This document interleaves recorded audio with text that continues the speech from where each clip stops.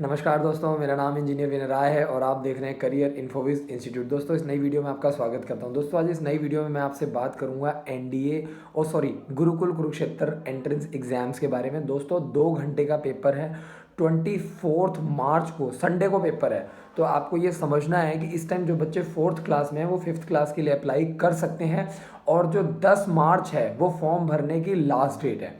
और इम्पॉर्टेंट चीज़ ये है कि अगर आप लोग 10 मार्च तक फॉर्म नहीं भर पाते तो आप लोग जो है वो फाइन के साथ 500 रुपये फाइन के साथ 20 मार्च तक आप लोग अपना जो फॉर्म है वो डायरेक्टली गुरुकुल कुरुक्षेत्र में सबमिट कर सकते हो। तो वहीं से आप फॉर्म ले करके वहीं पे डायरेक्टली भर करके आप लोग सबमिट कर सकते हो। और 24 मार्च को जो है वो इसका जो एग्ज़ाम डेट है, संडे को इसका पेपर होगा सुबह 9:30 बजे से लेके 11:30 बजे तक। तो ये मैंने आपको सारी बताई है इंपॉर्टेंट डेट। और उसके अलावा एंट्रेंस एग्जाम देने के बाद जो बच्चे सेलेक्ट होंगे नेक्स्ट डे वो लोग इसका रिजल्ट जो है वो चेक कर सकते हैं।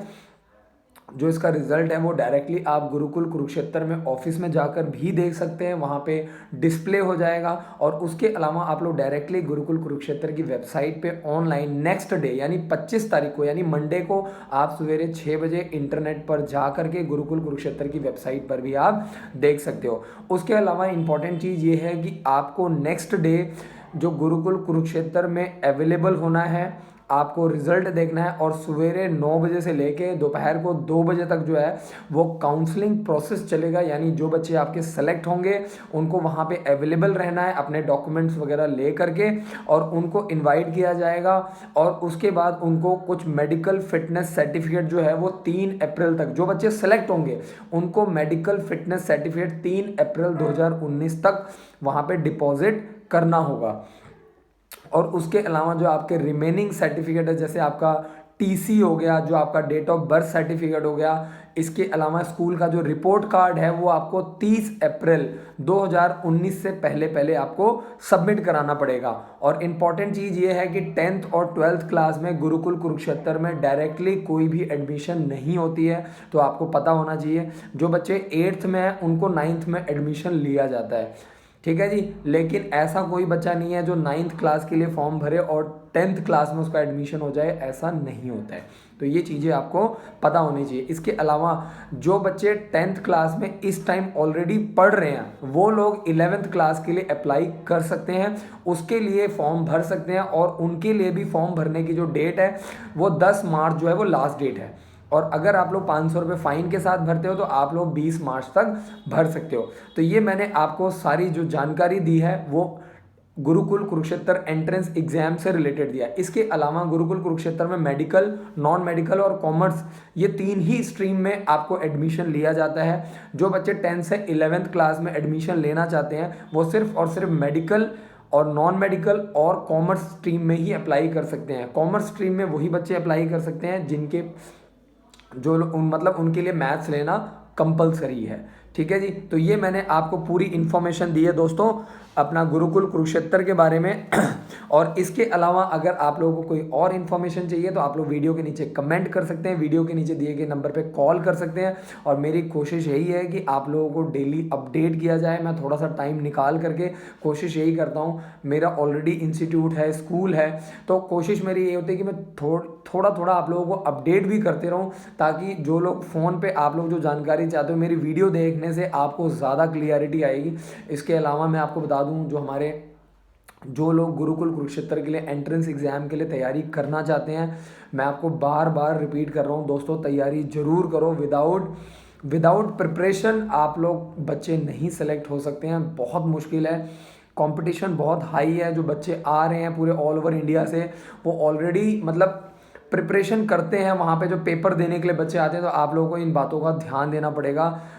और बहुत सारे ऐसे लोग हैं जो बुक्स वगैरह भी ऑर्डर कर रहे हैं, बट मैं उनको भी यही सजेस्ट करूंगा कि प्लीज़ आप लोग 1 मंथ 2 मंथ्स के, अगर 1 साल अगर आप नहीं करवा सकते तो आप लोग ज़रूर क्रैश कोर्स ज्वाइन कराओ। लेकिन कोशिश यही करो कि बिना प्रिपरेशन के पेपर देना और उसमें सेलेक्ट होना मतलब बहुत मुश्किल है, क्योंकि हम लोग ऑलरेडी पिछले 8-9 सालों से कॉम्पिटिटिव एग्जाम में डील कर रहे हैं। अब जो टाइम है वो चेंज हो गया है। इंटरनेट देख करके, यूट्यूब वगैरह देख करके लोगों में बहुत अवेयरनेस आ गई है। बहुत दूर दूर से लोग आ रहे हैं तैयारी करवाने के लिए, तो आपको ये चीज़ समझनी पड़ेगी।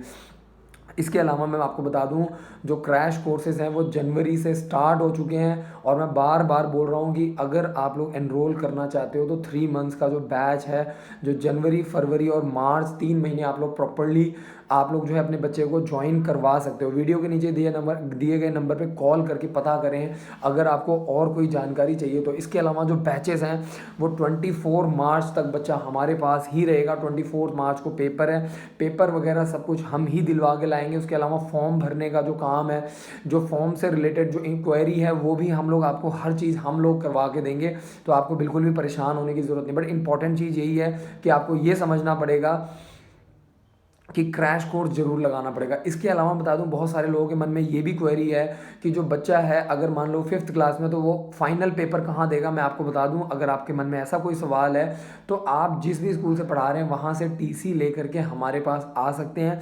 बच्चा 3 महीने हमारे पास पढ़ेगा और उसके बाद जो है उसको 8th पास सर्टिफिकेट, जो 6th पास सर्टिफिकेट है, वो हमारे स्कूल से ही आपको अवेलेबल किया जाएगा।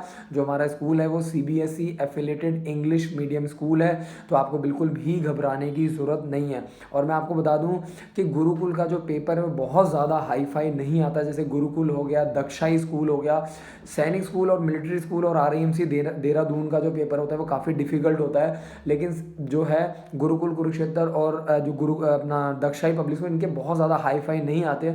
तो मैं ये कहूँगा कि अगर आप लोग 2 महीने 3 महीने का रिस्क लेते हो तो ज़रूर आपको रिजल्ट मिलेगा।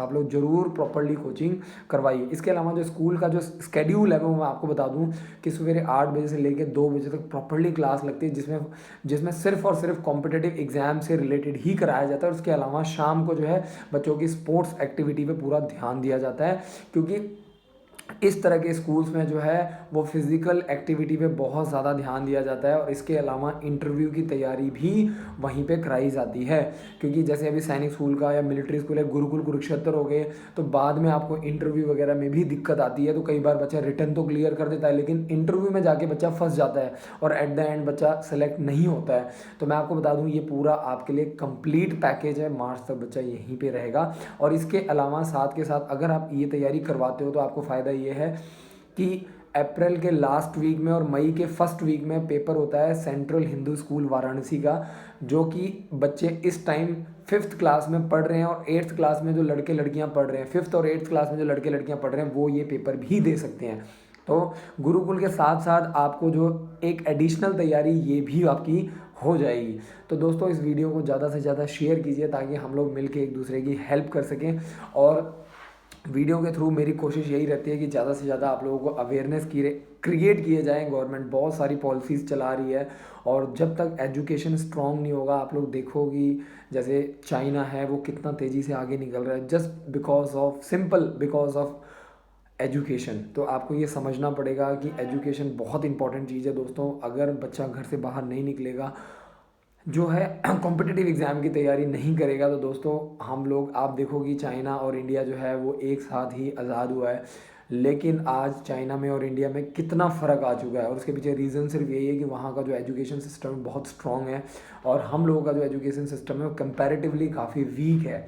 और इसके अलावा भी बहुत सारे पॉइंट है। तो मेरी कोशिश यही रहती है कि गाँव से बच्चे निकलें, और जो हम लोगों का जो स्कूल है CBSE पैटर्न जो स्कूल है, मैं बता रहा हूँ कि वो भी इन्हीं लोगों के लिए, जो गाँव से, जो रूरल एरिया से लोग आते हैं, उनके लिए चलाया गया है ताकि लोग निकलें। और जो स्कूल का जो 1 ईयर का फ़ीस है वो बहुत नॉमिनल है। सिर्फ कोशिश यही है कि लोग, अदरवाइज़ बोर्डिंग स्कूल में मैं आपको बता दूं, जो बिजनेसमैन के बच्चे होते हैं, जो बड़ी बड़ी मतलब जो बड़ी बड़ी फैमिलीज़ के लोग होते हैं, वही लोग बोर्डिंग स्कूल्स में पढ़ते हैं। लेकिन मेरी पिछले 2 सालों से कोशिश यही है कि गाँव से बच्चे निकलें। फ़ीस बहुत नॉमिनल है। कोशिश यही है कि जो 1 लाख से 1.5 लाख के बीच में जो पेरेंट्स खर्चा ऑफर्ड कर सकते हैं, वो निकलें घर से, अपने बच्चों को तैयारी कराएं।